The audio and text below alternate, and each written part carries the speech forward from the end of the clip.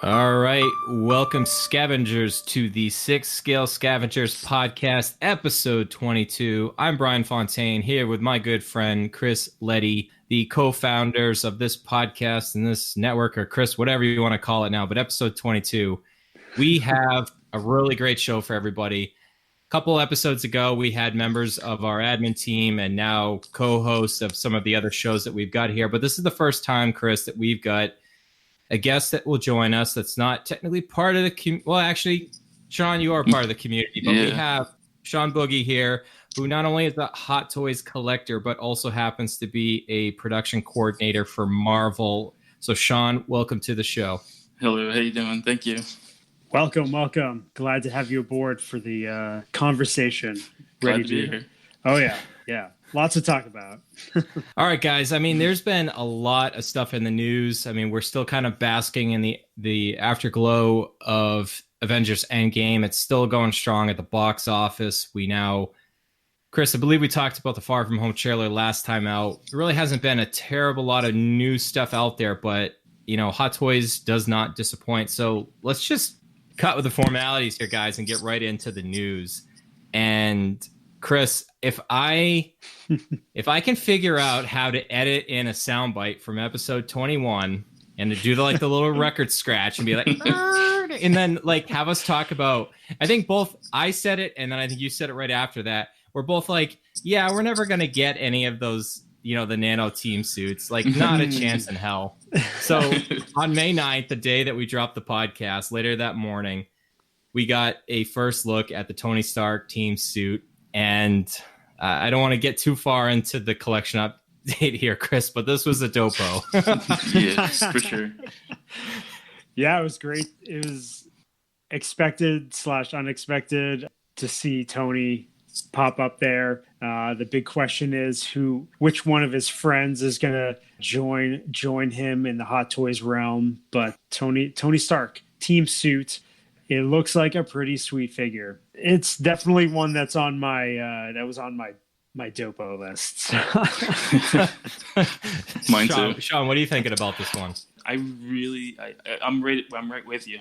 I want pre-order. Like the only thing that I had was kind of disappointed was the price. I wanted to army build this for sure, but at that price, I was like, Tony Stark head looks awesome, but I love it though. This one came with, I think if it was just the head sculpt and then just the suit, Shawn, I feel like the price would have been a little bit less. It probably would have been maybe in that 204, 205 to maybe 220 range. But, you know, getting basically his battle damaged helmet that he had on the Benatar and having the additional head sculpt with the quantum mask. And I feel like there was something else, right, Chris? So the other thing that we get is a helmeted version of Tony Stark, the Quantum Realm helmet. So okay, that's what I was thinking of. Yeah. So I mean, for the price, guys, I mean, it could have been worse. So you bring up an interesting point, Shawn, is I think the assumption, well, I guess we can't really assume anything with Hot Toys because we're still waiting for a couple prototypes they gave us for Infinity War that will never see the light of day,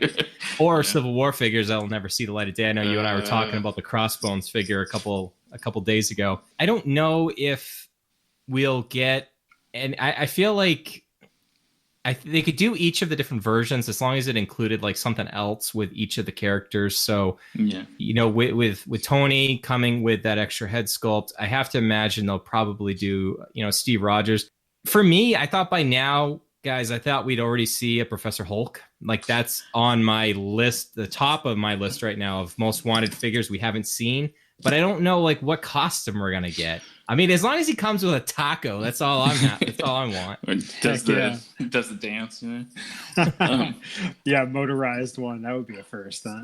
Well, don't you think that like, and I've talked to a couple people inside the that's close to the business, and they seem to think that the Hulk, they think they might be making a Hulk Endgame figure for sure. But like my thought was is like they already have that mold and they want to get their money's worth out of that mold. I would not. It would be weird if they didn't, release that at some point. Yeah, I think we'll see it. I think we'll see Hulk, but time will tell. It's really tough to predict Hot Toys, the figures that they choose to release. We may see some more of these quantum realm variations before we see a Hulk. But I don't know. There's definitely options, and we know there will be more figures, but this one is a great looking figure, and I look forward to adding it to the collection. For sure.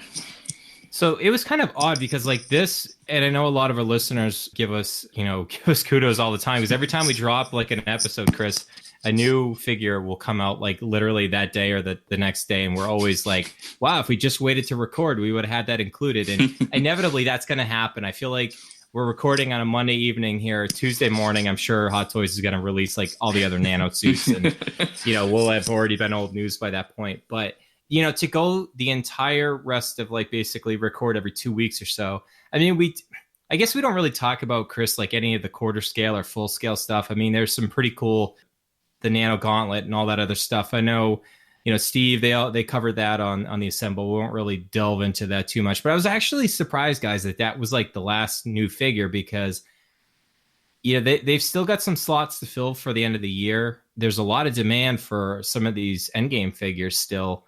And, as we'll talk about, like they're going to have to keep the momentum going into whatever these new films are that they haven't really announced. I'm sure it's going to be a Hall H thing this July, where we'll find out more in the public realm of what kind of like what's going on. The rumored Disney Plus stuff that hopefully, that's all coming. But yeah, it's kind of surprising. So Hot Toys is like notorious for this, for sure. Like they like kind of wait, and plus I think now they're going to be focusing on the Marvel stuff. They don't have many DC stuff coming out anyways, and like the Star Wars is kind of peripheral to them. So I think you're going to see a lot more of these, at least Endgame figures, definitely coming out. So I mean, I said what my main one that I'm looking out for. Shawn, what's one that hasn't been announced yet that you're potentially looking forward to? Oh man, I'll be honest with you, I think the Hulk one is like my anticipated, because I missed it with the Avengers one, the Age of Ultron one, and I kind of passed on the Gladiator Hulk one because I just felt that was like way too specific for what I want in my collection. I would love for that to just come out. I would day one pre-order for me. Like I just paid off. So how about you, Chris? For me, man, so there's Hulk is definitely up there. I think one figure that I would really love to see is Valkyrie. They teased that, didn't they?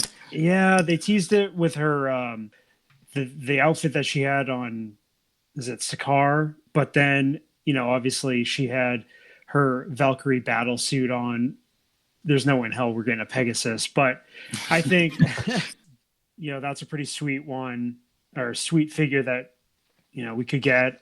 And then also Pepper as Rescue, which has been teased at Secret Base. So, those two are right at the top of my list. For sure. Yeah, I mean, Hulk's number one for me. Number two is getting the updated Captain Marvel, Carol Danvers, with the short hair, and she's got a pretty cool outfit at the end of that. So, I mean, that whole end scene is just nuts. There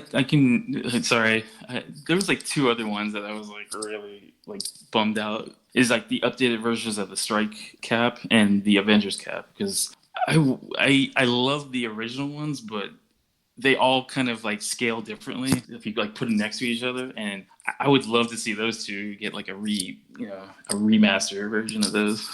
Oh, for sure. And I actually would say, I actually own all the Cap figures they've ever done for Hot Toys. I'm very jealous. And those are two actually of the weakest, I feel like. The Avengers one, and then that stealth suit one. The stealth suit, I love the design. I'm glad that Chris Evans probably petitioned the Russos to say, hey, I love this costume so much. Can I wear it one more time? Can I have it? Yeah, and then can I have it afterwards?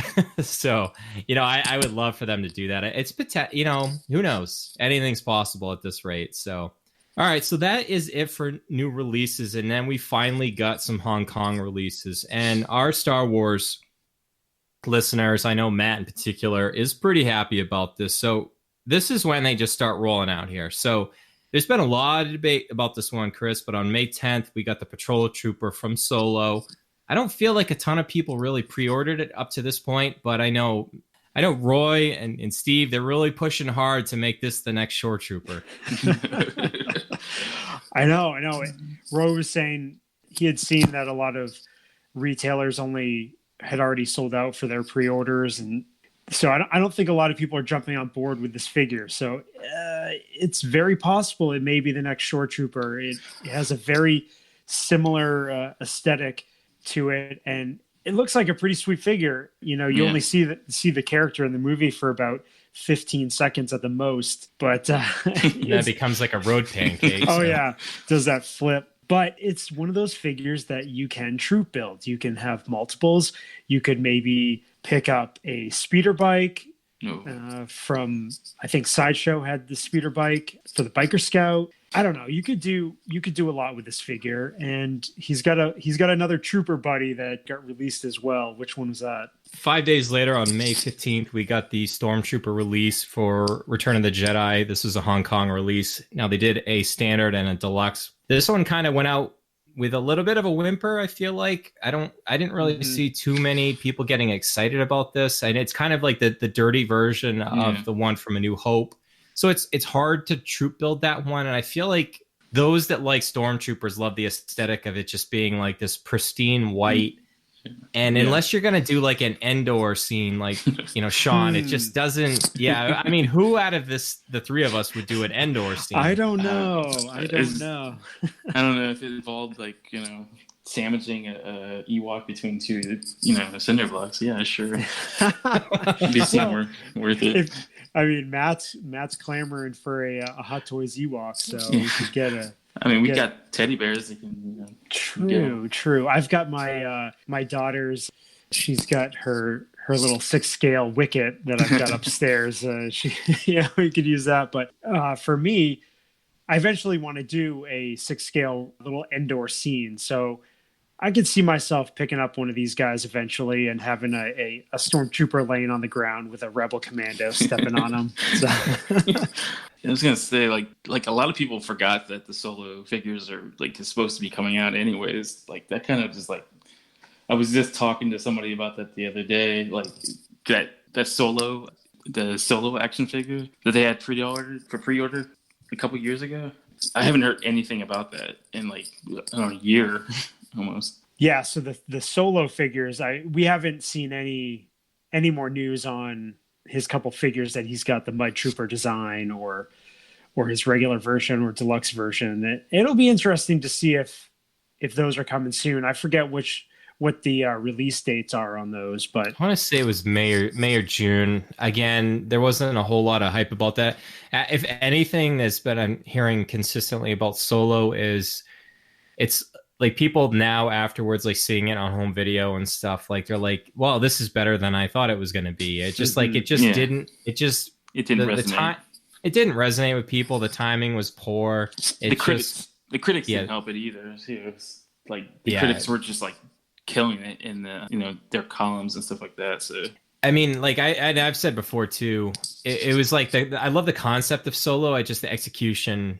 You could tell it was like two movies slammed together, and I don't blame Ron Howard. I thought he did a great job to salvage it. It's just you can tell there's parts that I'm like, oh yeah. I had a friend that seen who were the two directors? I forgot. Lord and Miller. Lord and Miller. They said a friend of mine at Skywalker Ranch said they seen footage of the scenes that they put together and before they got fired, and they're it was night and day, what was released and what was being shown. So it was man, who knows what would have been. Yeah, I mean, it could have been worse. Yeah, could have been the Snyder cut of the Justice League. Oh man, sorry. We don't talk about DC. Yeah, sorry DC fans, I'm sorry. All right, so more stuff coming, and I feel like this.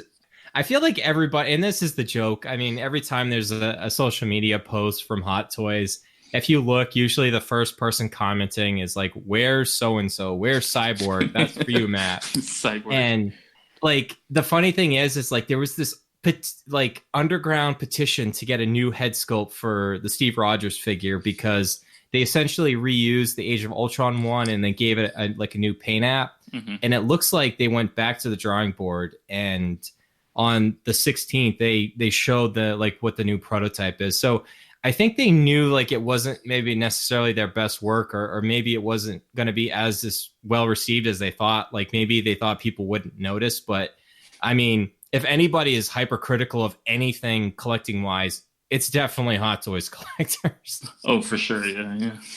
Yeah, every group, when it originally came out, they were all bashing it. And then this comes out and got people going at it even more. But to me, hey, I'm pretty happy with the prototype that JC Hong was showing on Instagram, and then the promo images and stuff. I think it looks pretty dang good, but I don't know. Maybe I'm too positive.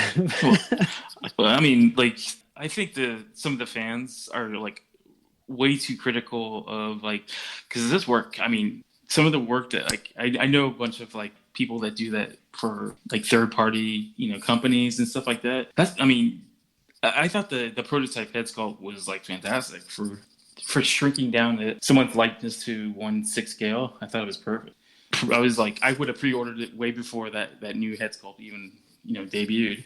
Yeah, it is tough with the criticism and stuff, and everybody's welcome to their to share their opinion. It's just, I don't know, maybe some people need to just chill. Take it down a notch. Well, no, I mean, if you thought people are kind of up in arms about that, wait till you hear about how they were up in arms about the next day when the not even released yet, the affectionately named Markel, the Mark 50, the accessory pack, they got a reissue that hasn't even been released yet. Oh man, that was like, oh yeah, that was fun. Ready with it. Yeah, like the pitchforks and torches were out for that one. Yeah, it was a little strange. Don't get me wrong. I saw the post and I'm like, question mark? But hey, I don't know what deal was. Do you guys know like what was behind that? I mean, and this is just me purely speculating, is I think just capitalizing on the popularity of the figure right now. Sure. I mean, there's a lot of people, as we'll talk about in a little bit here, that are actually now it's shipping. It finally, they're like, there's this one of the big luxury liners must have finally docked in port at Los Angeles or wherever wherever they dock, and finally unloaded all their stock, because like everybody was getting all of their notifications and stuff for all the figures we've been waiting for. And there's a lot of people stateside that are now getting it. We actually, the last time we recorded, there was a few people that had already got it. I know Steve in our group had it. John Martino over at Tashi, he had gotten one, air quotes, early, but within the last few weeks. And now most of us that pre-ordered it are now probably going to get it. I know I was talking to TC a little bit before we recorded, and he's super amped for his coming. But I think it's just capitalizing on that popularity. Like, I still think because it hasn't released, they could still probably make more. But I think they're starting to see not only the demand for the figure, the positive buzz about it, knowing that whatever they might already have made, it might not be enough to meet the demand. So I still am I know we threw it out maybe 5 episodes ago saying, hey, if anybody's interested in getting in on one of these and slicing and dicing it up, everybody that wanted in on it wanted like the same like free accessories. So it just was like, well, I'm not going to get one of these and get stuck with like the foot clamps or something. So, dude, I'm not like, people were messaging me saying, hey, you're going to separate it, right? And I'm like, maybe. And they're like, well, I want the helmet. I'm like, how much? Whoa. I'm like, no. Calm down. I'm like, with the list. Yeah, I'm like, that's what I want to keep. I don't know. I'm obviously anticipating the Markel, getting that accessory pack too to mess around with it. There's a lot of cool stuff in there, and unlike my co-host who likes to just ditch every single accessory possible with every single figure, I like to mess around with them. Totally, just kidding. Not even feeling the burn here. Not even feeling it. Well, I'm on Brian's side because he helped me out with some accessories, so I'm not gonna. Oh yeah, I know he's helped out pretty much our entire group with accessories and figures and stuff. So yeah, actually, that's funny because we didn't really talk about the intro, but how I really got to know Shawn a little bit better that led to eventually having this conversation here is I think, Shawn, I saw you were posting and it was just really obscure. You were looking for a Civil War Falcon just box, and I'm like, well, I just got one, and I'm like, I know we just talked last episode. I was able to pick one up for Chris, and he sent me the funds for that. But I was like, that's weird because like I'm not super attached to the boxes, and I'm like, right now it's just holding the wings that I don't have displayed. But I'm like, well, if he wants it bad enough, I'm like, sure, why not? Yeah, like I've been looking for like that box, and I'm not lying, like almost a year, because I finally found one at a decent price, the Falcon figure, and then it was like in the Philippines, and like I bought it from this guy. He's a great guy, like it's a great store. But like the U.S. Postal Service used the box as like a soccer ball or something, because like just when I got it, it was like kicked in, and like I was like there was like holes in it. It looked like rats were chewing through the box. Like the beginning of the beginning of Ace Ventura. Yeah, it was bad. Oh yeah, exactly like that. And I'm not reselling it, but I'm a weird type of like, I have like ACD, like where I had to have like the boxes got to be perfect, and I looked at that box and I was just having like anxiety attacks because I was like I can't deal with this. Like the box is like literally falling apart, and like I was like messaging for like a year, and like some guy goes, "I'll sell you a whole one for $500." I was like, I don't need another figure. But then I finally joined your guys' group, and like I just said, all right, I'll just try, and see if I just put the post up. And then he answered like I think it was like a day later, and I was like, name your price. I'll send you the money right away. $500. I'll even come drive and pick it up. Yeah. I will have armed guards bring it to you for $500. Just to make sure it's in pristine. But thank you. Yeah, that was awesome. Yeah, happy to help. Like as Chris said, it's just the funny thing too. Is like this community's been great, and I think everybody's in it to help each other out. I mean, we're not making any money off this. It's definitely, and it's funny because this community's just really developed over time. That I mean, I think Chris, when you and I started this, I thought we'd maybe get like 10 listeners an episode, and we were learning at the time, and I'm like, well, there's not a lot of great resources out there to help other people. Let's try to be one of those, and maybe that'll lead to us getting a couple listeners. And it's just, yeah, it completely boggles my mind that it is what it is now, and we've got a great team and just growing. And we're not trying to be super big. I think it's important to kind of.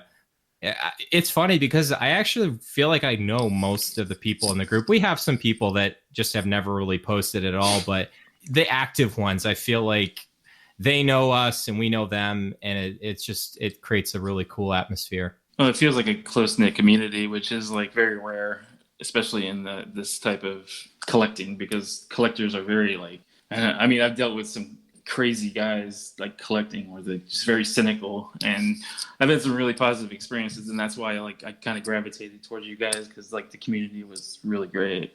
Yeah, that's been our main focus for this whole time, is to really enrich the community part of collecting and kind of be there for each other and support each other and just enjoy what each other has to bring to the table, and we love the interaction, and it's been great to have Steve's assemble and get a lot of new faces on there and hear their point of view and get their input and that sort of thing. So it's just been it's been really fulfilling so far, and we appreciate everybody's participation for sure.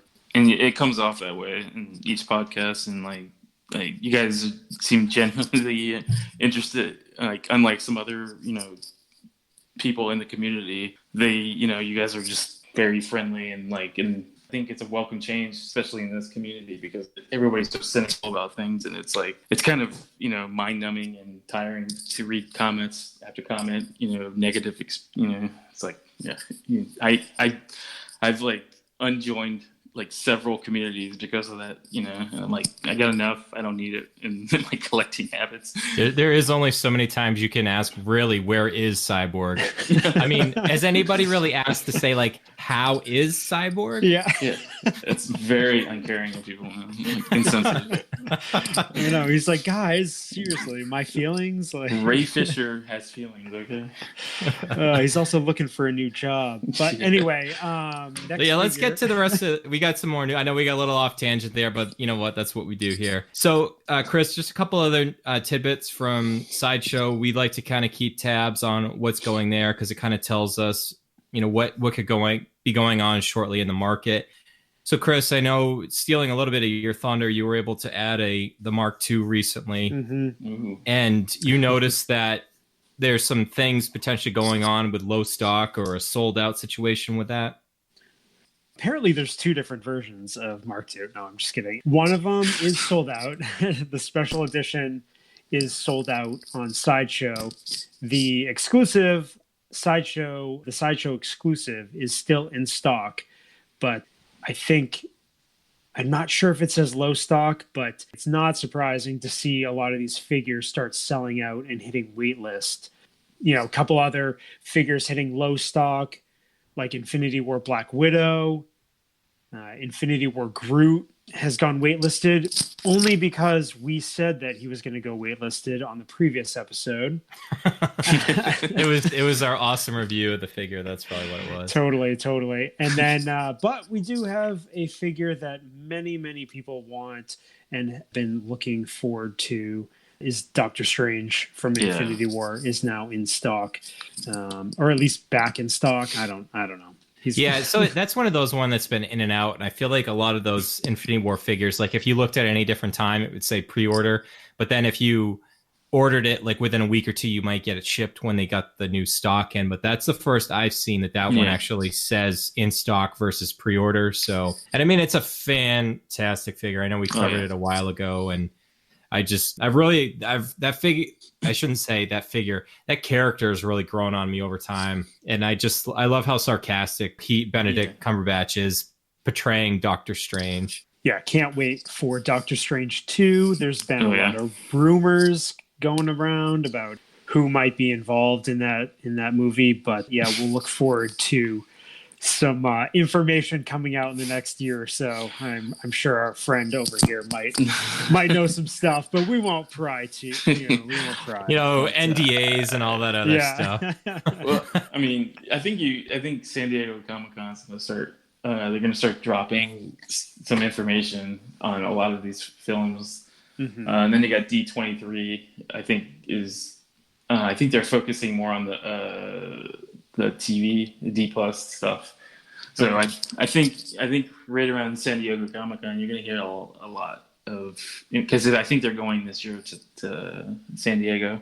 Yeah, I think Kevin Feige had said that they are going to be there. Yeah. But yeah, no, it's great. There's all kinds. I mean, we'll get into it, but there's all kinds of great stuff in the pipeline. Oh yeah. And Doctor Strange sequel is one of those projects.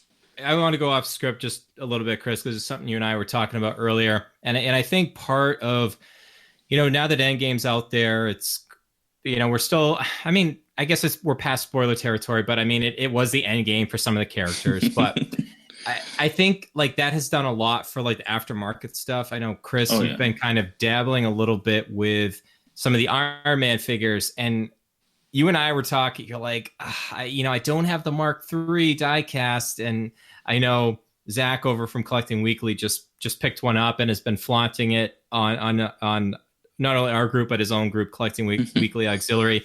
And it's a good figure. I have it, but then Chris, I know you too well. I hear the gears turning from across the state here. But then you were telling me like the price, and I'm like, you gotta be kidding me. Oh yeah.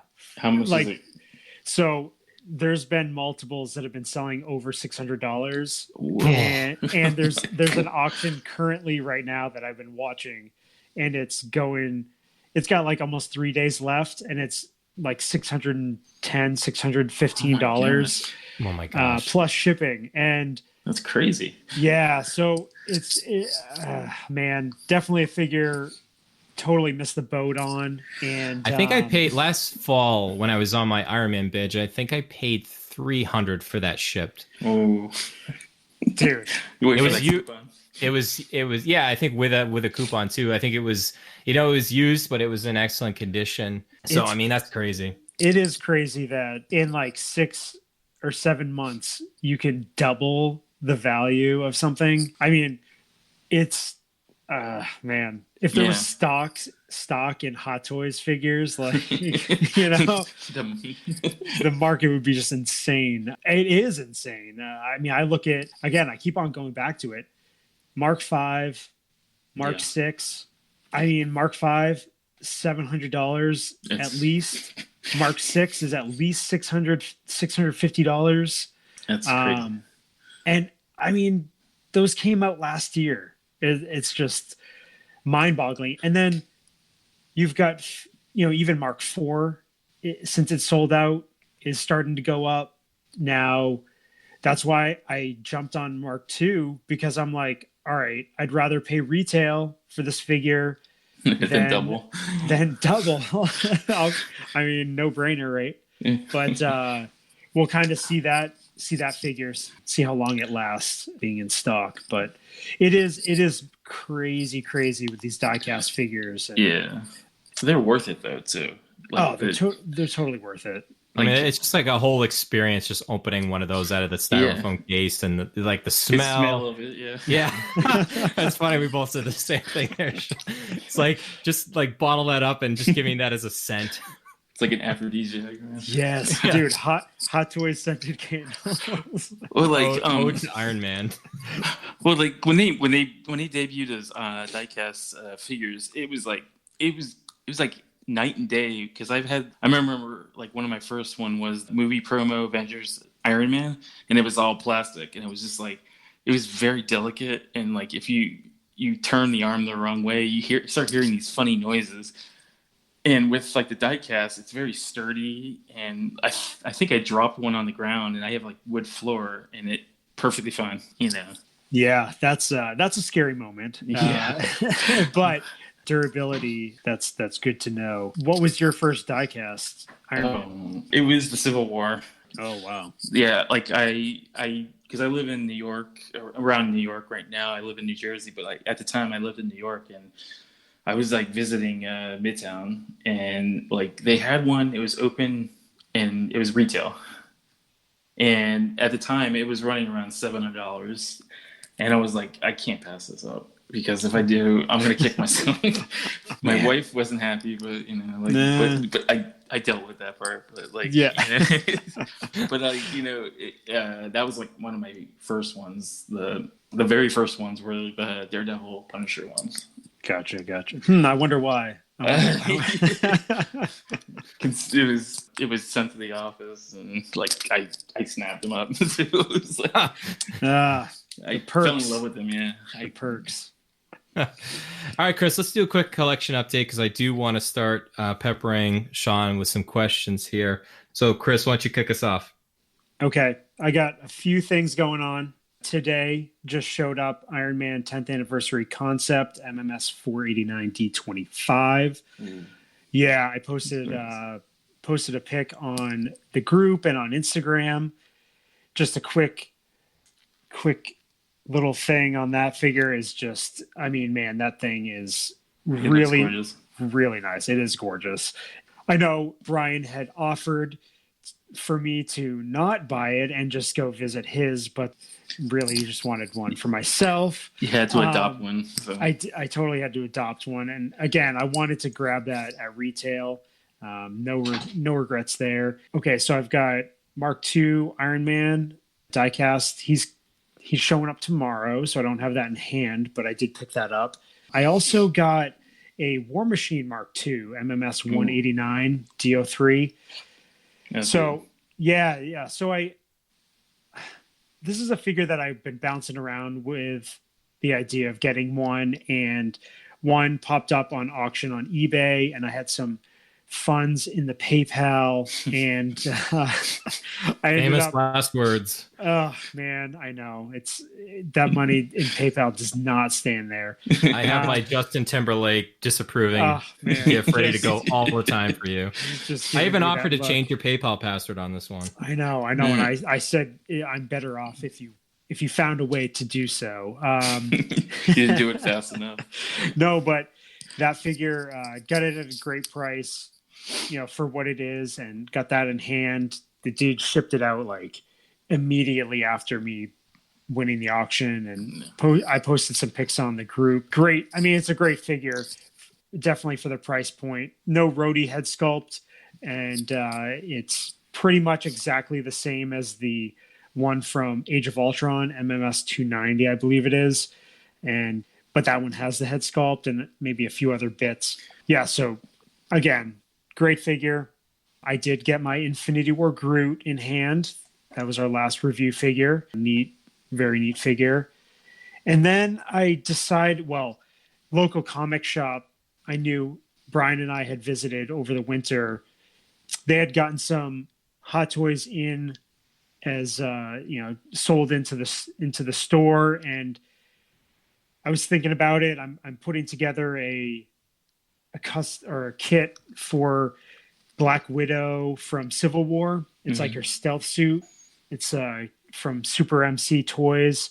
It's a really cool little outfit and that sort of thing. And I needed a body, and I'm like, well, maybe I just go in there and make a lowball offer. And so I got it for a really, really great price. And so I've been, having a second figure has allowed me to mess around with it a little bit. And I posted pictures again on the group. I actually styled the hair, and I got a lot of grief for it. Yeah, you haven't really made it as a Hot Toy collector until you've styled some hair. Oh man, yeah. It's so funny. Do you feel funny though? Oh man. Well, I waited until my wife and kids were out of the house, and oh, come on, it's fine. Like, my wife walked in, she's like, "What are you doing?" I'm like, don't worry about it. She calls. It's funny because we have the T-shirt, like, they're not dolls. Like, she called, like, even this past weekend, she's like, "Oh, are you gonna rearrange your dolls?" Oh. Yeah, my wife kind of caught me doing that one time. She's like, "Why did you buy styling gel?" I was like, well, there's a reason. Yeah. She's like, "Oh, your Barbie dolls." Hey, man, it's like part of this area of collecting. Honestly, if you want to get them looking right, you want to get those very the movie accurate looks, especially with the rooted hair. I mean, you gotta do it. And so I messed around with it. Mila's like laughing, on the post, saying, "I can't imagine you guys doing the hair on these dolls." These you learn a lot about doing like hairstyling when you do stuff like this with your figures. Totally. So that figure's getting ripped apart and is gonna get sold for parts here. And Allison was saying, like, "I can't believe you're gonna do that," but I was like, you caught me messing with the hair, so we have to make this disappear. Yeah, right. But anyway, so that was my first foray into buying another figure to specifically part out, and because I got such a good deal, that was it makes it totally worth it. But so that's it for me.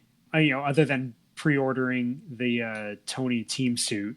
How about you, Bryan? Yeah, so I did the same thing. We mentioned it. The day one pre-order was the Tony team suit, and like, insert record scratch here. Like, we both, I know specifically because I usually listen back to the episode like maybe up to like a week later, just to critique what we did and could we make any improvements going forward. And I'm like, oh, isn't that funny? Because we both specifically said we will not do it. And what did we do on day one? No willpower. We did it. Nope. No willpower.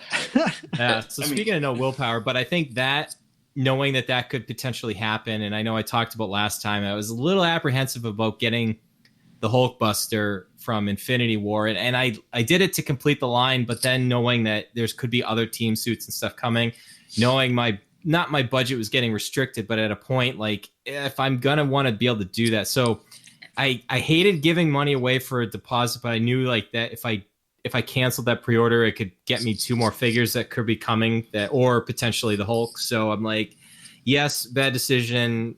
Next time, lesson learned. If I'm on the fence about it, just don't do it next time. Yeah, I mean, that's the funny thing is like I feel like I knew it was a bad decision at the time, but I'm also okay. Nobody likes losing money, but I'm okay to walk away from it because knowing like, if you don't like the figure, you're not going to enjoy it. So. Like, and it's hard, and people say all the time too, like if you already paid the deposit, why don't you just get it and then sell it? And it's like, for some of these ones, it's hard to do that, and especially when you got to factor in like a 13% uptick to do anything on eBay, between eBay and a PayPal fee, or PayPal fee on a group, and shipping, and then stressing about it going across the continent or whatever, and what shape it's going to arrive in. Is the person that gets it going to be kind of an a-hole about, there's a little there's a little issue with it, I want some money back. So I'm just like, nope. I'll own this mistake. I mean, I'd had that experience before. I bought an extra Yondu, and like everybody wanted that Yondu, but it took me about 6 to 8 months to get rid of it. And just it's hard, man. Where were you when I needed one? No. I'm just totally kidding. I was here in New York. Oh man! Actually, Shawn, did you ever end up selling that hella you had? Nah, it's still here. I'm okay keeping it. I'm just like, I don't know. I'm kind of like thinking to try to get rid of that to get other ones. I don't know. It's kind of an experiment for me right now, because it's like I like the figure, but it's if I can get a good price for it, then someone can have it. Yeah, I know this. I think I tagged you in one of the. Yeah, I'm notorious for that too. Like if I hear something, I'm an elephant. I don't forget, and then I'll just like try to. I'll play like Hot Toys Matchmaker. Yeah, no, I appreciate that. Yeah, it all goes back to what you said. It's like once you get a figure, and if you're not liking it and you have to get rid of it, it's hard to even like. I think the Iron Mans are the only ones that sell really fast, that have a good turnaround rate. But like all the rest of the figures, even if it's a high demand figure, it's hard to get rid of that. You'd be sitting on it for like months. Yeah, well, I mean, I saw somebody posted the other day on, I forget which group, but they had a whole bunch of figures, like key characters, key figures, and it's like they had a Civil War Scarlet Witch, and for $550 asking price, and it's sold like very quickly. And I'm like, dang, I want to meet the guy that bought $550 for. Seriously, I mean, it's a good figure, but I wouldn't pay that much. Yeah, I paid far less than that, thankfully. So what else did I do? So I don't know what, I think I looked at the Sideshow site. Oh, actually, I forgot to mention too. I feel like the Cap Infinity War figure, I think that actually may have now either gone waitlisted or sold out. I know they had the movie promo and the standard one, but I was looking on Big Bad Toy Store, and you mentioned it earlier, Shawn, just having like certain things about how we collect, and I didn't want it gnawing at me the whole time, knowing that there technically was a different MMS number for the Cap. And I'm like, knowing that I've already got both Captain Marvels on the way, I'm like, well, I'm also, as I'll talk about in a little bit, I'm like, I'm going to do a custom figure. And if I kind of want an Infinity War display, I want Cap to be part of it. So I'd be ashamed if I had to go get the standard version of the Infinity War figure. So I had some money in the budget. I went ahead and did that. That showed up. I've got it. It's great. I've got it displayed now with the Scarlet Witch from Civil War, got the Falcon from Civil War, and then the Black Widow from Infinity War, kind of like the Secret Avengers team there. So it's pretty sweet. And of course, that's the I didn't feel like it would be right to put him in the other case with all my other Caps. So, but yeah, we all do really odd stuff as collectors, and that was just one of the things that I did. It's healthier. It's hard to explain to others, but it made sense to me. We got you. It's the non-collectors that are like. Believe me, I do weirder stuff than that. So. All right, so I feel like I don't remember when I have not gotten into any third-party stuff at all. It was just like this thing for me. Mm-hmm. But Zach, again, from Collecting Weeklies, second shout out in a row, and we'll give him the shout out at the end of the episode like we usually do. And he posted he did the Tony Stark nano suit from Infinity War, the Super MC kit, and he did his own kit bash. And I looked at it and I'm like, man, he did a good job with that. And I'm like, I'm gonna do it. Now so you're I'm like, and it's funny because he is like my enabler. Like, he's the first guy that got me to get like another accessory from another figure. I grabbed the Luke Skywalker lightsaber from the Palpatine figure to add to the figure, I've got. And that actually allowed me to sell off my, somebody I reached out to on a group. They were very specifically looking for the Return of the Jedi Luke Skywalker lightsaber, blade, and stand. And I'm like, well, I've got extras of those and I don't need it. So I cut a deal and actually sent it over to the UK. So hopefully that arrives very shortly.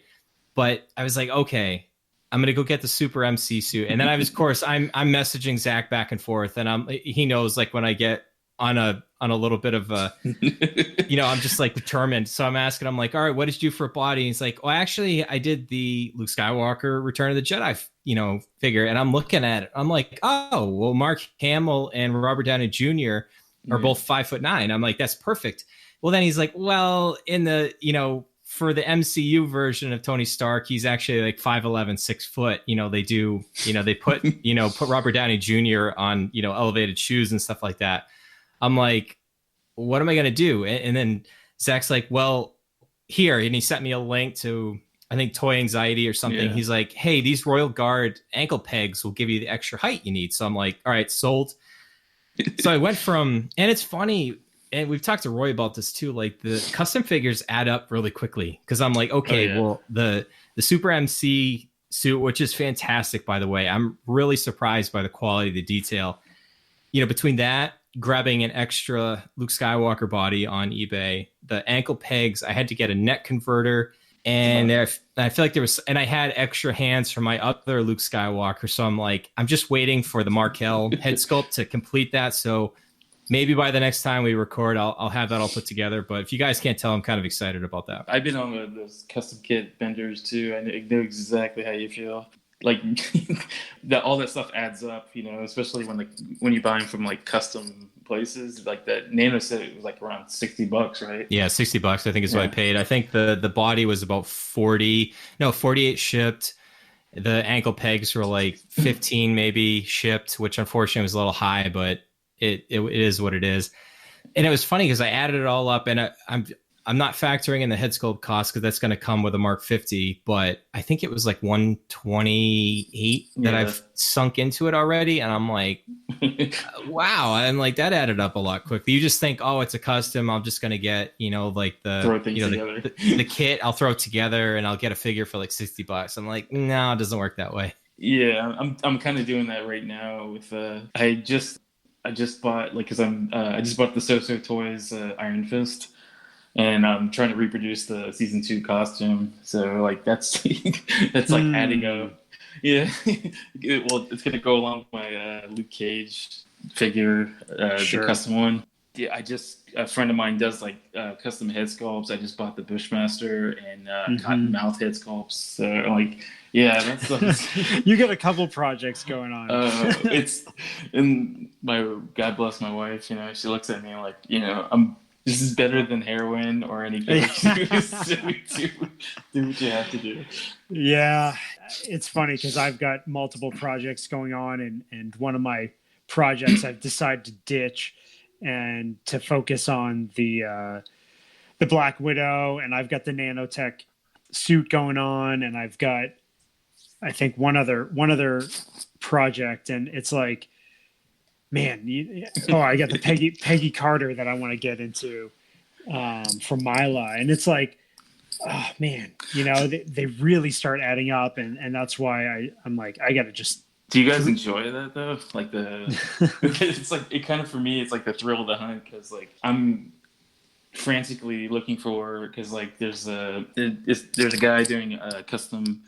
It's the black suited Daredevil. He's got the head sculpt coming out soon, and I just pre-ordered that. So like, I'm like I just wish Hot Toys would have just made the figures and just put them out here. Because like right now, I'm like, yeah, it's crazy. Yeah, between the customs, the third party stuff, it definitely does get expensive. But for those collectors that want to fill in the holes for these figures, for whatever the TV series or the movie or whatever it is, it's like that's what collectors do. We always try to complete a set or set up a display. I mean, I get the Super Duck Mantis kit on pre-order, and it's like, I'm like, oh man, that seems like a figure that Hot Toys could make, but it is a very, it's a second tier figure that it's tough to justify. Well, thankfully, these customizers are like, Miley and like Vimeo and all them and Warner. They're doing they're picking up the slack for like what Hot Toys isn't putting out. I just like the Luke Cage I was talking about. That was never going to come out. Hot Toys has the license to make these figures, but they're not gonna make them.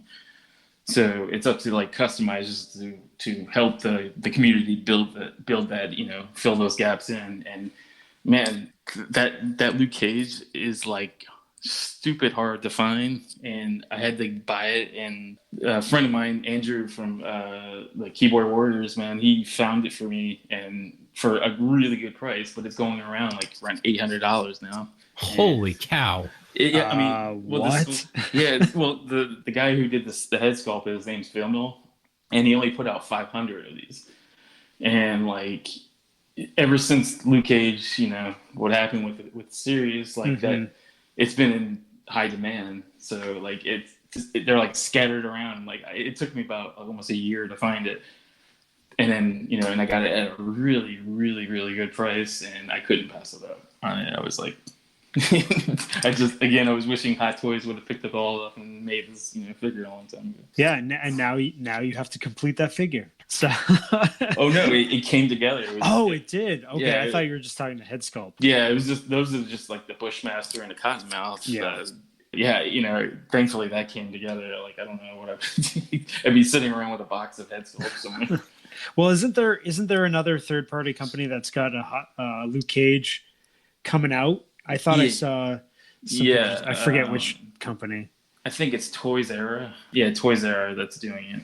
That sculpt looks great, but like if you ever get a chance, like just Google Vimeo Luke Cage figure, and it's like it's crazy, man. Like I've seen Mike Coulter, and I've physically brought the kid. I put the sculpt up to his face before.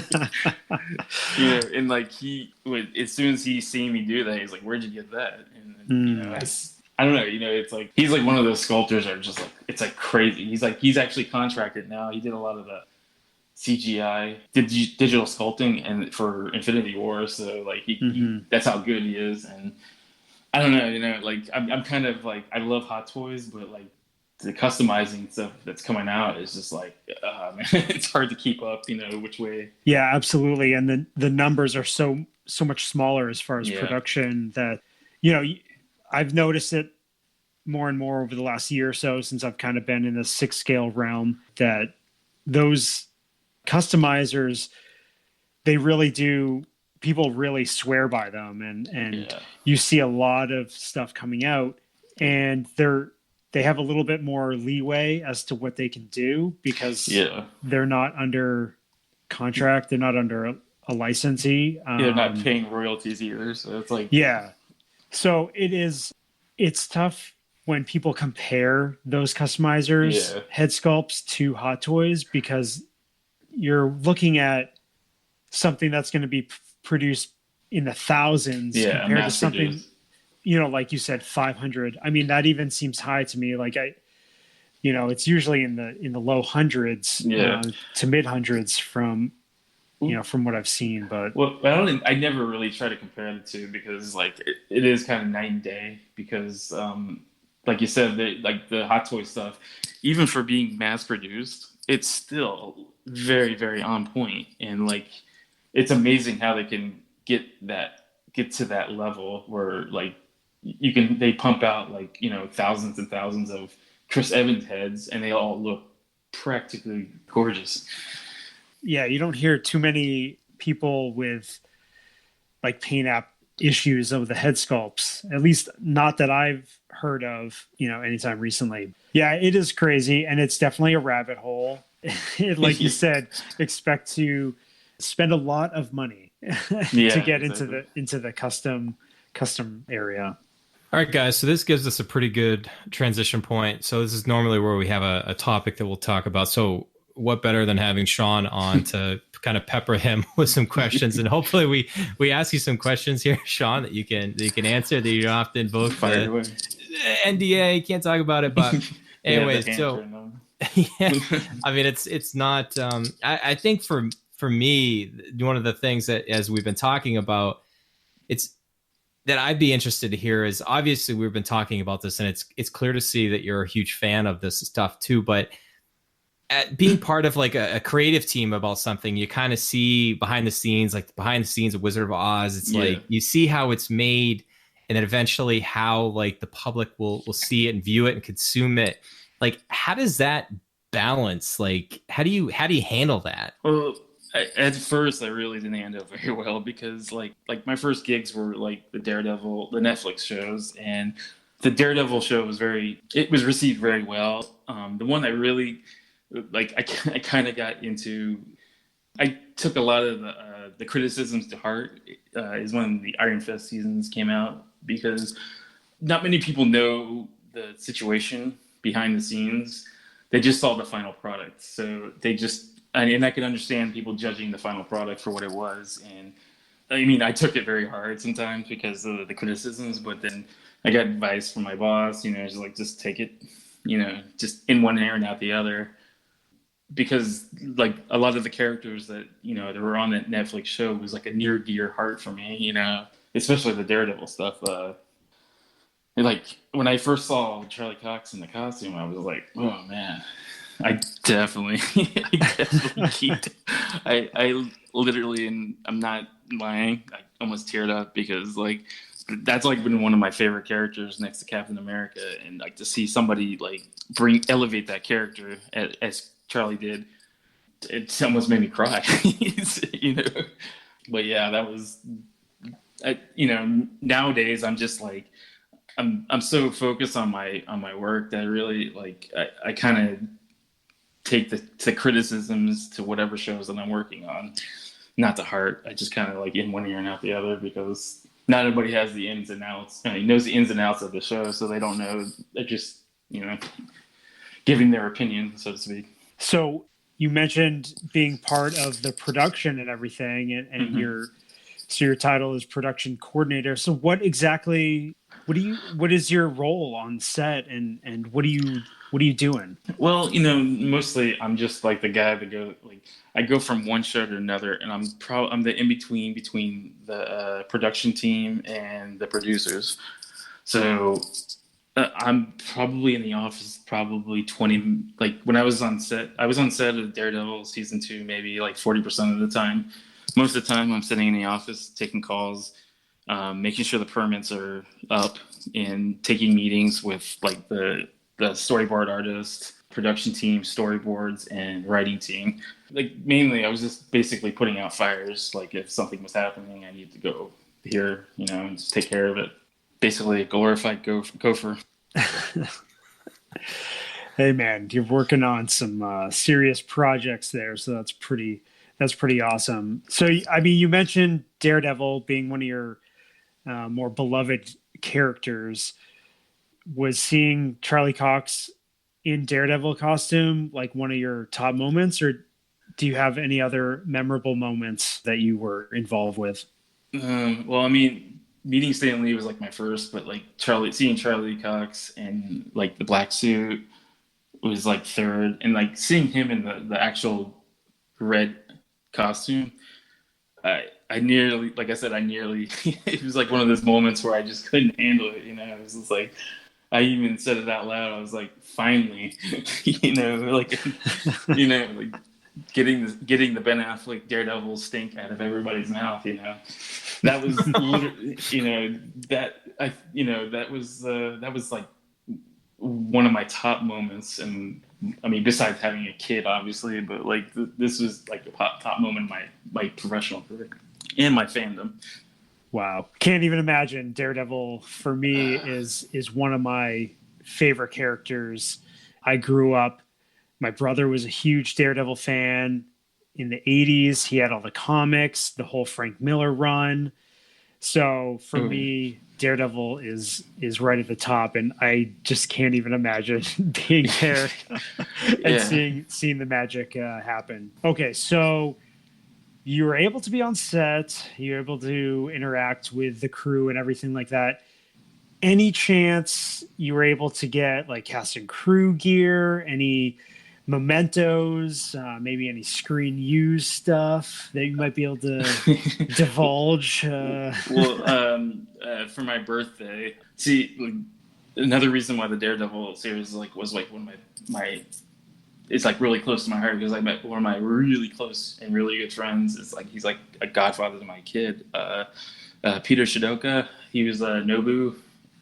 Okay. Yep. And like for my birthday, they got the pilot script and they had everybody sign it, including Stan Lee, Joe Chioda. It's just like littered. John Printhal, like everybody that was involved with the Daredevil series was like the pilot episode script.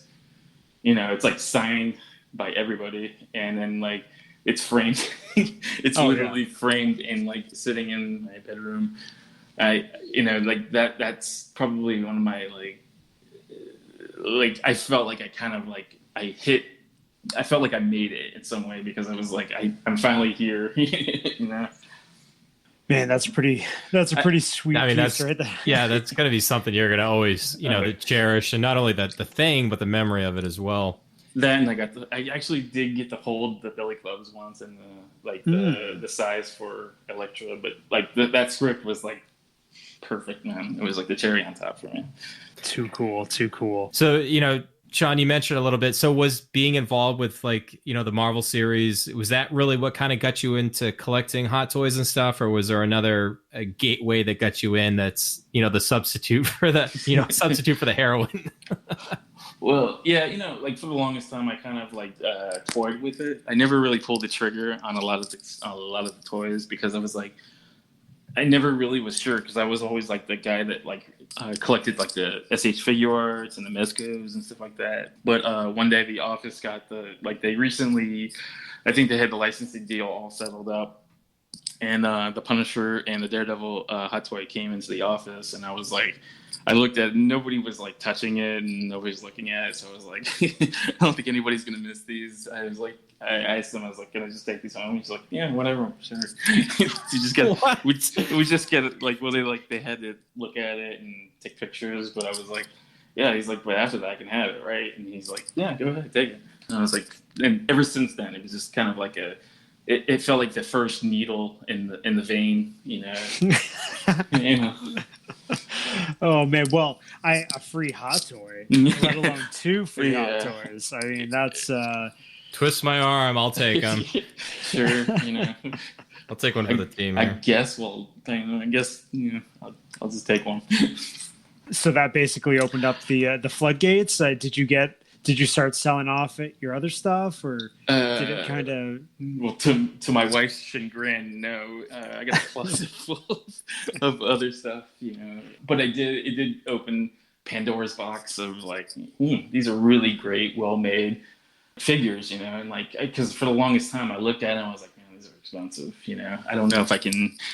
And then living in New York and New Jersey, it's just very small, we don't have a house. We just have a 2-bedroom apartment, But that definitely opened the gate for me pre-ordering and stuff and having discussions with my wife about why is this 10-foot box sitting at our doorstep. Yeah, the day the Hulkbuster came was a very interesting conversation I had with my wife.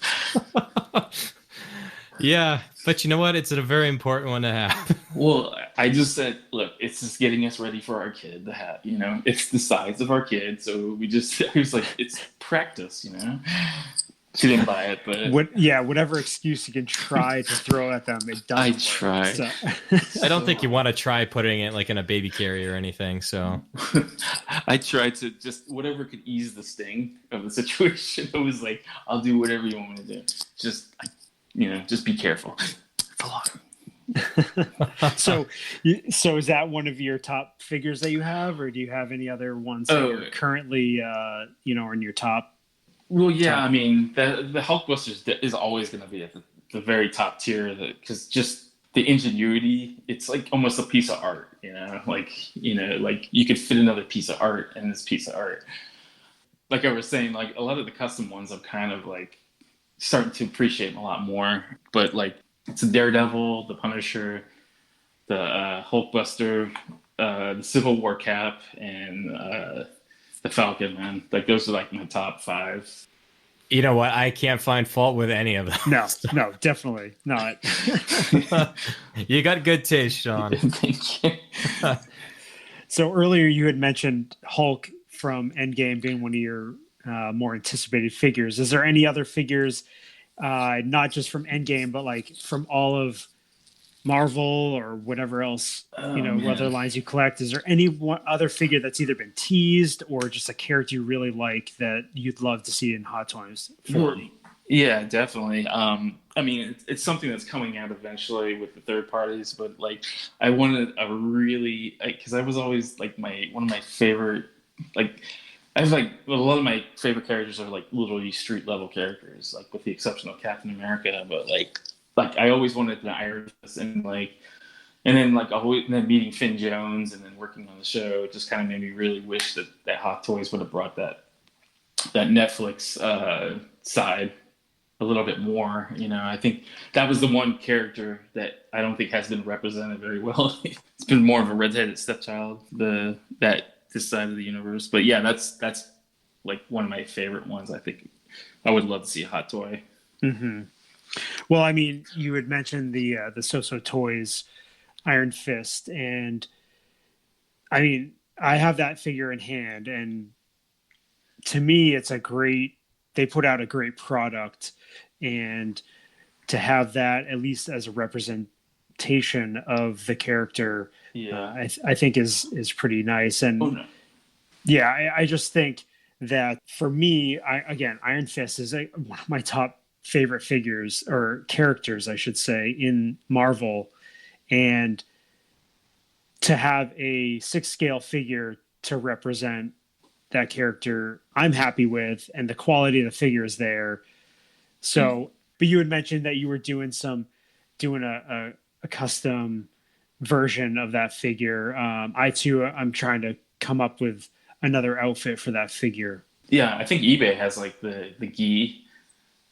It's like the green gi, but like I'm trying to, like what I'm like doing is I love the So-So Toys sculpt, but there's something a little off about it for me. I'm kind of like, I'm patiently waiting for the Vimmel head sculpt, but that like has been teased to me for like a year now. So I'm like kind of like trying to push forward, but like, yeah, I mean, I love the So-So Toys. It's a really great product. I think the only thing for me was like the lack of like any accessories, or like I wasn't really, that's why I'm trying to change them up a bit, like with the sweats and like bare feet. And I'm like, I think it's more of a representation of the first season maybe, but like, I don't know. I think it was a little like light on accessories for me. Mm-hmm. Yeah. And I mean, I can see where you were involved with the show and stuff. You want to get a little bit different look for him. So, we talk about the figures, Daredevil and Punisher from Netflix. And then we also got a Ghost Rider from Agents of S.H.I.E.L.D. Oh, yeah, that was a great figure. Yeah, great figure. We haven't really seen anything else from Hot Toys from the television side of Marvel. I mean, what are your feelings on going forward? Do you think there's a strong possibility we'll see some? I mean, we've got all these Disney Plus series that have either been confirmed or, rumors. And then any strong guesses as to what those figures might be? I would say right now, I went to Hong Kong a couple months ago for a licensing thing for the show specifically. So I mean, that doesn't always indicate that there might be anything. They usually do that anyways, where they would negotiate and buy the license. They might not even put out anything. I have a strong feeling that like you're going to see, at the very least, you're going to see like the figures for the TV show. You're going to at least get some representation in there with the Scarlet Witch and Vision. There's going to be different aesthetics for each character. So with Hot Toys, they already have the mold. They have everything they need. So it's just a quick couple changes here and there. But I'm pretty sure that you're going to see some representation on that, on at least with the D+ shows. I would love to see other shows be represented, like Runaways, Cloak and Dagger. The odds of that happening is probably 50-50, especially another one is the Runaways too, like some of the characters in there. But what usually happens is like they usually buy the licenses for all the shows. They negotiate, they buy the license, and then they have the right to make or do not make any of those figures. So, but I think you'll probably get, at least with the major shows, you'll probably get some type of representation in the Hot Toys one. Okay, so Hot Toys kind of does a blanket license agreement for all Marvel television, or is it specifically like Disney Plus versus cable television versus like Hulu and stuff like that? Or is it? Well, usually it's per show. So okay. Per show. And then you're also going to have to deal with, especially when you get like Elizabeth Olsen, Paul Bentley, they're bigger stars. So they're going to have that clause where they have to have approval on everything before it goes out. So, and that's where it usually goes wrong. You know, like if the actor doesn't usually get final approval on their likeness. Sometimes that's why you don't get some of I feel like that's probably why the Crossbones figure never got really put out, is the actor didn't give final approval on it. And that's why you didn't really get a head sculpt for Daredevil. Gotcha. And that, from your experience, that's been a case-by-case situation per actor, or? Yeah, I mean, you're usually dealing with actors, the representatives, the managers, and then Disney they usually sell the license to make the character, but they also have to deal with the actors. They have to give final approval. I mean, it could take a year before a figure comes out because the actor goes like, "Nah, I don't have that thing under my nose. I think you need to take that off." So they have to go back to the drawing board. Yikes. And I mean, sometimes it's not as bad as that. I don't know specifically what happened with the Crossbones, but I think 80% of the time it comes down to the actor didn't want to sell his likeness. So before we get to the figure review here, Shawn, one final question for you. Where you've been a gracious interviewee here, but so we've been talking and we kind of hinting around like the rumors and stuff like that. Like, at what part of you? Because I feel like if I was, not to put myself into your shoes, but I feel like if I saw like all these people out on the internet and they're talking about all these things they've either speculating on or heard, and you're like, well, I actually know what's going on, but I can't say anything, and I really want to just go around and correct this person and correct that like, how do you internalize that a little bit to just say like, nope, they're gonna just exist, there's the tabloid sites out there, and I'm just gonna stay true to what I am? Yeah, I mean, I try to keep it like, if it hasn't been revealed or hasn't been officially revealed, I try not to talk about it as much, because everything I say is scrutinized. So if someone tells me something specifically about a show and then like a week later that gets out, 90% of the time they're looking at me the first time. I try not to say specific things about specific shows. I can talk about like the Falcon, like today, just recently, Daniel Bruhl was in talks for coming back for the Winter Soldier and the Falcon and Winter Soldier show. So I can talk about that all day because that's out there already. I can't tell you if he did or did not, sign or really, certain aspects of the show. I just try to keep it. The best thing that ever happened to me was having a wife that just doesn't care about any of this stuff. Just doesn't care about anything, because I can tell her anything and Like the other day, I was talking about one of the shows, and she's like, "Oh, is that the DC character?" Yes, correct. Secret is safe there. Yeah. Yeah, there's certain things like, I mean, like the Netflix shows. I'm championing that. We're currently trying to get that in all those shows back on the air, going to Hulu. So like I'm trying to talk about things that are existing in the media. I don't talk about like something that's behind closed doors too much, because that's where it's kind of a sticky situation that I get into. I mean, you could just channel your inner Uncle Ben, and with great power comes great responsibility. Yeah. So, all right. Well, Shawn, thank you for that so much. Yeah, I mean, hopefully our listeners, really enjoy. I mean, like you said, I could talk about Marvel stuff all day, and it's a pleasure to have somebody not only as a collector first and foremost, but also is on the inside. And going back to what I asked earlier, it's just like that. I would find that balance really hard, because you got to separate. There's like the entertainment and the fandom, the nerddom that we talked about, but then at the end of the day, it is it's your job, and it's like your paycheck, and it's like and my like it's like a balancing act, because like I want to talk about these things, everything. I want to say everything, like I just want to sit here and go, this is what's happening.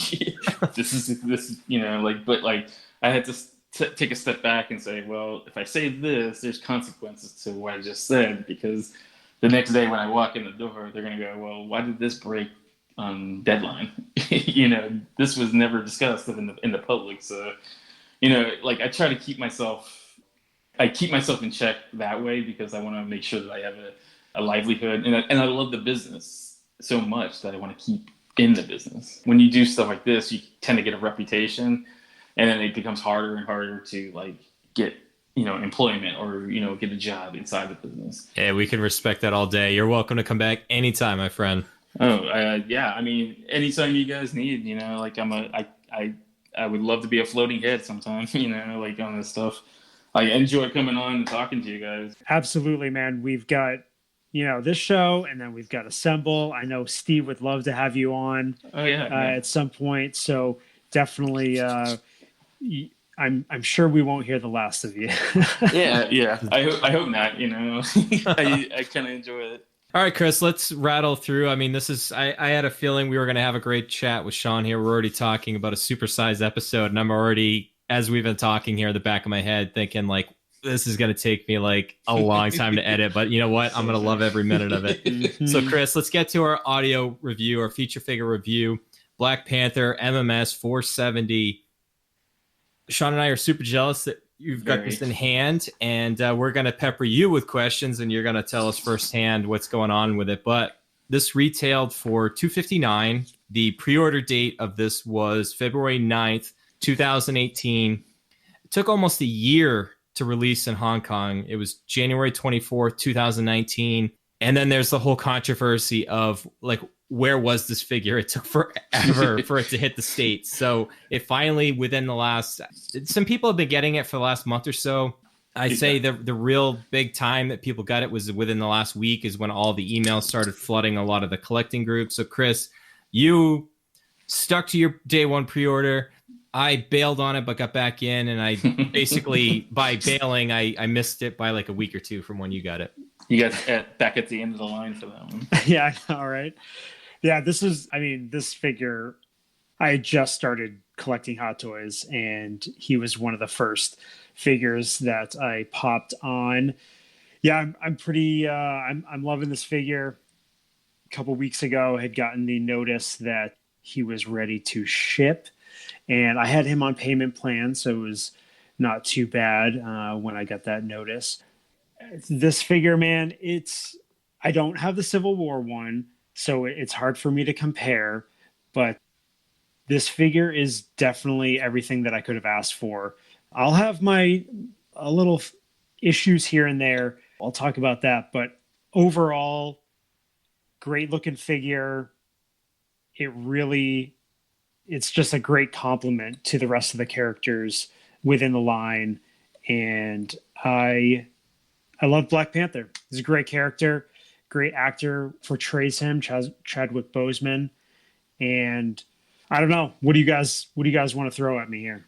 Well, let's start with accessories. Yeah. So you mentioned the extra head sculpt of Chadwick Boseman. I think the elephant in the room here is the head sculpt, and I mean the armchair quarterbacks, the Hot Toys skeptics that will look at an image on Facebook and then make a final decision of what they feel like about the figure. But I mean, in hand, what does it do for you? In hand, this head sculpt is completely different than all the pictures that you see.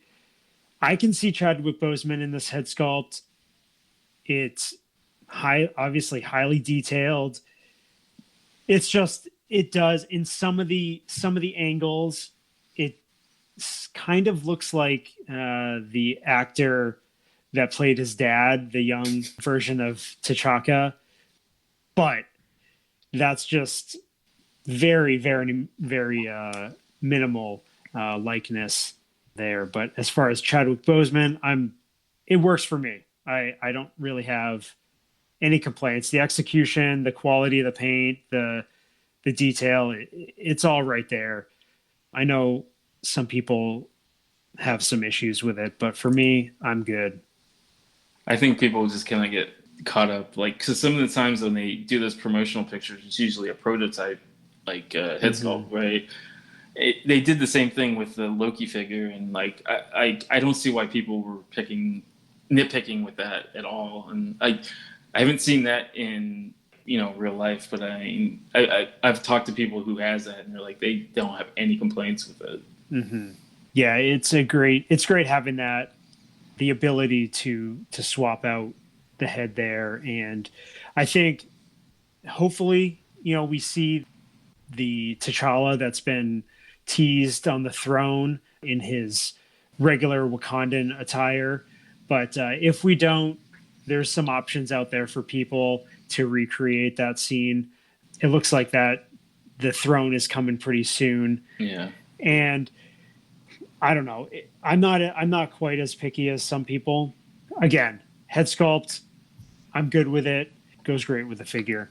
But next to that, I mean, we've got this crazy suit, crazy body, newly developed muscular body underneath the figure. It really does show the musculature very well. But the rubber suit, it is very strange when you're messing around with it. You feel like you got to be delicate with it, but it really does have a lot of give to it, and you can get some of those really dynamic poses. But the one drawback is you're going to get the creasing, and you just got to live with it. It is what it is. It's not like the nano technology or whatever it is in the movie. Yeah, I think that with real clothes, you're going to get creases anyways. So like I would say like creases are normal, if you got something like that. Mm-hmm, mm-hmm. Unless you're going to I wouldn't pose them in like some crazy position, and just leave it like that for like a year or something like that. But no, that's probably not a good idea. We know that sometimes the material sticks to itself and can cause some issues there. But this guy, you can really get him into some great looking poses, just like the promo art. And then Sideshow did a really good video with the posing of this figure. Yep. And it's one of those figures that you can get him looking like he did in the movie. You can get those really aggressive looking, you can kind of recreate the scene, and hopefully with Killmonger coming out in the next few months, I'm anticipating some people getting some really cool photography out there with those awesome. Two characters. Yeah, absolutely. This figure you get some hands, you get 7 hands, you've got his claws extended out. Just got to be careful. Some of them are a little sharp when you're messing around with them. Then you've got a hand that holds his spear that he comes with, that I believe that's the one he took out his cousin with. Spoiler alert. Oh man, I know, right? The whole ruined it. Shoot, sorry. Sorry, the couple people that haven't seen that movie yet. 4 years. But I mean, as far as this figure, just like a broad. What about the blacklight thing? Because somebody that I think I can't remember who, it may have been Jason in our group. Mm-hmm. I had said, like, again, you can pick fun at me here, Chris, but I this stuff that I'm not going to use or display, I have a tendency to sell and just use the money for something else. But like, without even having it in hand, I feel like I wouldn't use the blacklight, and I feel like I would potentially sell that. Oh yeah, so I did take it out. Bolt it down. I'm probably going to sell it. So I'll look for it on your eBay source. Oh, totally. It's guaranteed. Okay, so this is where the criticism comes in. The base adapter and these towers, these light bar towers, are super flimsy, kind of chintzy. Hey, you're killing my resale value here, Chris. Oh, sorry, they're awesome. Supposed to say super sturdy. And yeah, you can't vibrating lace. Okay, so once it's set up, it's fine, but putting it together is a different. You just got to be careful. The towers they're foam, and there's like printed paper that's adhered to them to give it the black, to make them black, and the lights are all embedded in there, and the plugs slide through this adapter that you then plug into the main base. That kind of very complicated. Yeah, it sits down into the. It's just like a light plastic base, but. So you'd say it's basically on par with like talking about the Hulkbuster, how well that's put together, right? Oh, totally. I mean, it's like right there with it. The engineering genius. Oh my god. That's why it took so long. So. Yeah. So I don't know. That part of the figure I just did not feel was the greatest quality, and I don't think I'm gonna have it set up with the blacklight. I took a bunch of pictures with it just to test it out, and the blacklight feature is nuts. Like I can't. It's just kind of mind-boggling what they can do with this material. And the one thing about the light bars is it doesn't really hit the figure everywhere. It kind of focuses in on the upper half of it. So I would probably look into seeing what else is out there to kind of give it, to be able to hit the figure all from top to bottom. But it's just really cool, the look of that suit when it's in the blacklight form. I mean, I don't know what they're doing. I don't know what they're doing with it, but they're witchcraft over there. Oh, totally. It's like total Wakandan witchcraft. It's a cool feature. It's just the execution as far as the light distribution is not the greatest, but it is a cool feature, and it definitely, you can see the price point, why it is where it is. Do you think it's like just a gimmick to test the see how, like, if it could work on other stuff? Because I know they did because I got the Neon Tech Iron Man. That didn't come with a black light, Wakandan, styrofoam thing, but but like I can see if you got like a black light set up in like one of the D-tops, that maybe it could work. But so I would say, as far like if you're gonna have, just say somebody just wants the Black Panther line of characters, and you set him up on the stand with the black light, and you've got the figures and stuff, just it's fine for that. I can't see myself really setting it up, standing in that base. For this figure, I wouldn't say the idea or the technology with the blacklight feature is a gimmick, but I would say giving the particular application for the stand seems a bit gimmicky as far as that part of it. But the figure itself and having that blacklight feature, I would say it's not. It would be cool if they do. I don't know what other figures they would do this on. Maybe stuff other than Marvel. Avatar. But, yeah.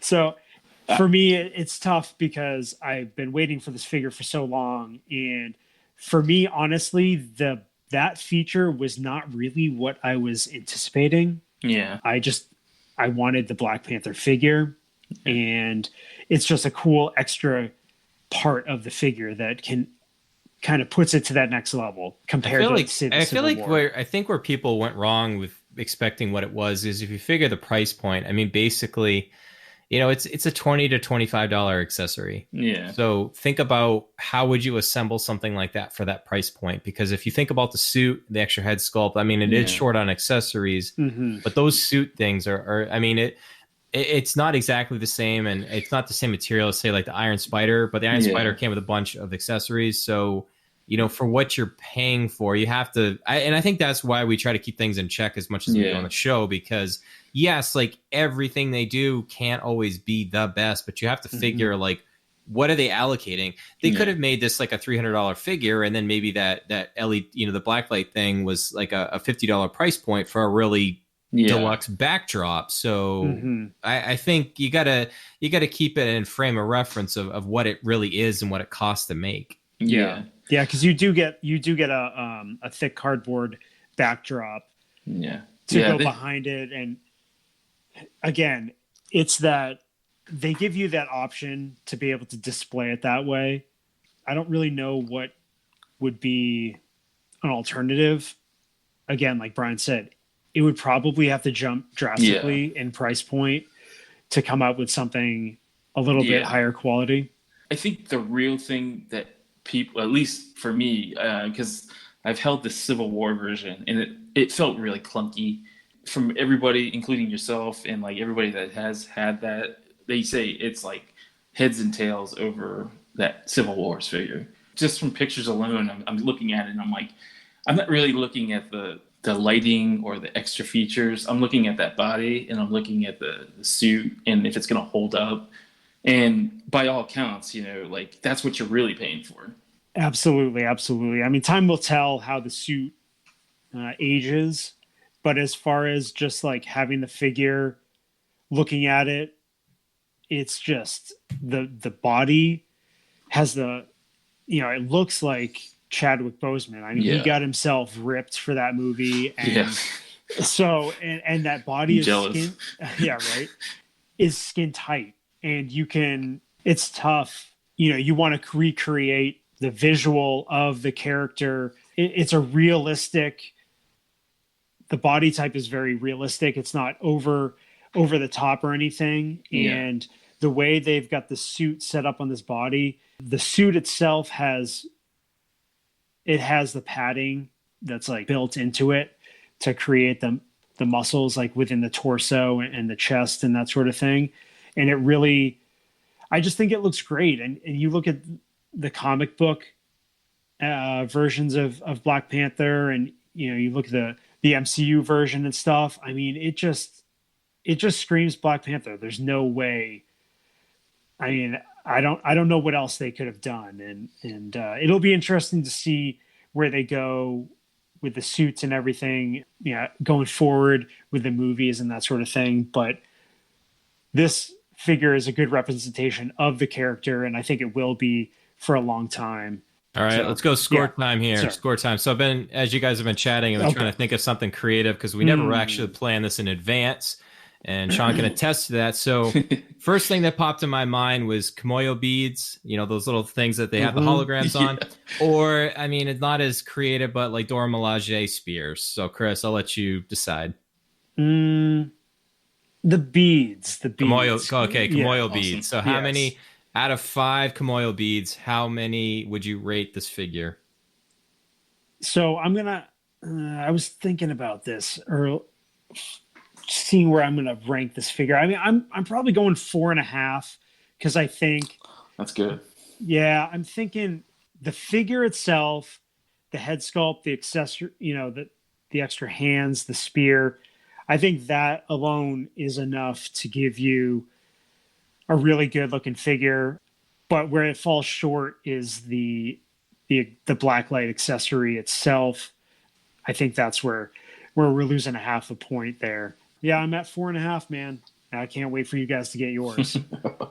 Me too. All right, great stuff. And that does bring us to the end of the show. We've got a marathon one going here. As I said, I'm looking forward to editing this one, make us sound a little bit better than when we recorded it. But we're at the time of the show where we give some plugs. So, Shawn, I'm going to first go to you and just say, I mean, there are probably some things you want to plug that you're working on, but you can't talk about. But if there is anything that you do want to plug or mention, I want to give you the floor first. I mean, if you guys want to contact me, you can always contact me through the 6 Scale Scavenger site. If not, you can friend request me, go ahead. I'm also on Instagram. I do a lot of pictures, do some behind the scenes stuff. So it's a lot of fun stuff. So you can look me up it's The Real Shawn on Instagram. I don't do too much Twitter. There's one thing you guys can do. If you guys are really, really, really want these Hulu, the Netflix shows back, my gentleman that played Ellison on seasons 1 through 3 and most of the Netflix shows, he started a campaign called SaveDaredevil.org. Go ahead and sign the petition. You don't have to pledge any money or anything like that. Just sign the petition. Jeff Loeb is definitely looking at this stuff. We're behind the scenes. We're really working hard because we realize that the fans really love these shows. So it's not always a guarantee that it's going to happen. The actors, the producers, everybody that was involved in the creative really want to bring these shows back for the fans. So I would say show your support, sign the petition, and let's show Disney that you guys want this back. And that's really it. No, that's a great plug, Shawn. We'll definitely, and we'll share. And if you want to, even though it'll take a day or two before this hits the airwaves on the podcast feed, but feel free to share that in the group already, and we'll share that on our public Facebook page too. Great. I appreciate that. Thank you. Yeah, no, anytime. Like I said, we want to have you back multiple times, and it's been a good chat. Definitely. So Chris, we'll go through my big deep breath here to go through our normal plugs. We've got our website, sixscalescavengers.com. We've got our YouTube channel. Steve and Roy have been doing awesome there. The Scavengers Assemble. You'll find that there on Friday nights, every other Friday. We've got our Facebook page. We're on Instagram. We've got our private group, Six Scale Scavenger Collectors, that Shawn was just mentioning. We're on Apple Podcasts, Google Play, YouTube, Spotify, Stitcher, and sixscalescavengers.libsyn.com if you want to grab that RSS feed and throw it in your podcast catcher of choice. Shoutouts in the community. PJ, the Paradox Nerd, needs no introduction, does awesome reviews for Hot Toys and Statues. Collecting Weekly. Mention Zach. Told you this would be your third plug in the episode, buddy. They've got a great podcast and YouTube channel out there. And of course, mentioned him earlier, John Martino's awesome group, Tashi Station. They're doing giveaways all the time. Great community there as well. Whew. All right. Well, it was a great conversation. We were really happy to have you here, Shawn. We appreciate your support and your involvement with the community. And we really look forward to some projects you might be involved with coming in the future. No problem. Always a pleasure. Look forward to coming back. I love talking to you guys, and I love you guys out in the community. You guys have been really great.